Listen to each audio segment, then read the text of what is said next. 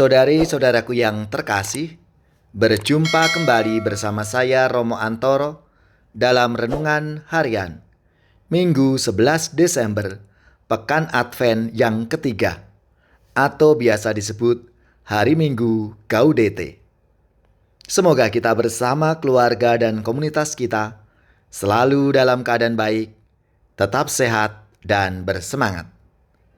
Hari ini kita bersama-sama akan merenungkan Injil Suci menurut Matius bab 11 ayat 2 sampai 11. Marilah kita mengawali renungan kita dengan tanda kemenangan Kristus. Dalam nama Bapa dan Putra dan Roh Kudus. Amin. Sekali peristiwa, Yohanes Pembaptis yang berada di dalam penjara mendengar tentang pekerjaan Kristus. Lalu ia menyuruh murid-muridnya bertanya kepada Yesus, "Engkaukah yang akan datang itu? Atau haruskah kami menantikan orang lain?" Yesus menjawab mereka, "Pergilah dan katakanlah kepada Yohanes apa yang kamu dengar dan kamu lihat. Orang buta melihat, orang lumpuh berjalan, orang kusta menjadi tahir, orang tuli mendengar, orang mati dibangkitkan, dan kepada orang miskin diberitakan kabar baik. Dan berbahagialah orang yang tidak menjadi kecewa dan menolak aku." Setelah murid-murid Yohanes pergi, mulailah Yesus berbicara kepada orang banyak itu tentang Yohanes. "Untuk apakah kamu pergi ke padang gurun? Melihat bulu yang digoyangkan angin kian kemari? Atau untuk apakah kamu pergi? Melihat orang yang berpakaian halus? Orang yang berpakaian halus itu tempatnya di istana raja. Jadi, untuk apakah kamu pergi? Melihat nabi? Benar, dan aku berkata kepadamu, bahkan lebih daripada nabi. Karena tentang dia ada tertulis, 'Lihatlah, aku menyuruh utusanku mendahului engkau. Ia akan mempersiapkan jalanmu di hadapanmu.' Aku berkata kepadamu, sesungguhnya di antara mereka yang dilahirkan oleh perempuan tidak pernah tampil seorang yang lebih besar daripada Yohanes Pembaptis. Namun yang terkecil dalam kerajaan surga lebih besar daripadanya." Demikianlah sabda Tuhan. Terpujilah Kristus. Saudari-saudaraku yang terkasih, hari ini adalah hari Minggu Advent yang ketiga, atau biasa disebut Minggu Gaudete, yang berarti bersukacitalah. Lilin Advent pun berwarna merah muda.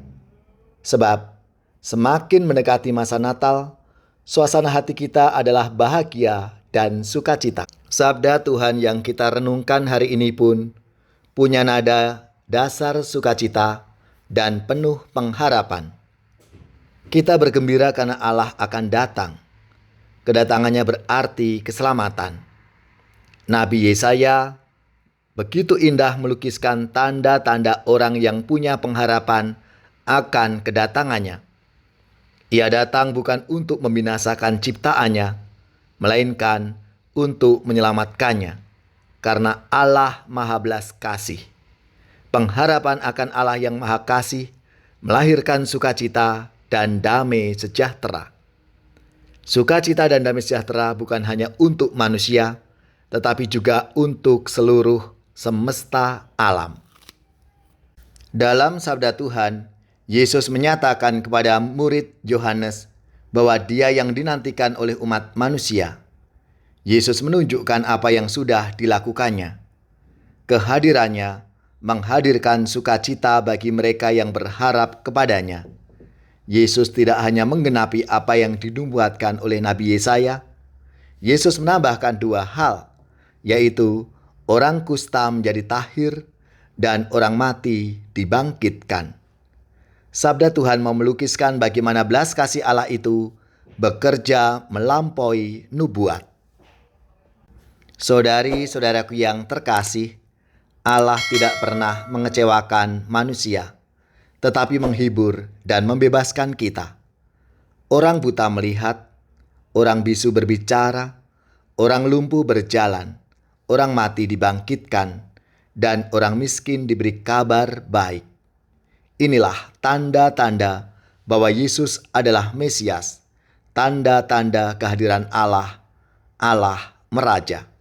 Marilah dalam masa penantian penuh sukacita, kita tegakkan gelagah persaudaraan kita dengan hidup penuh sukacita.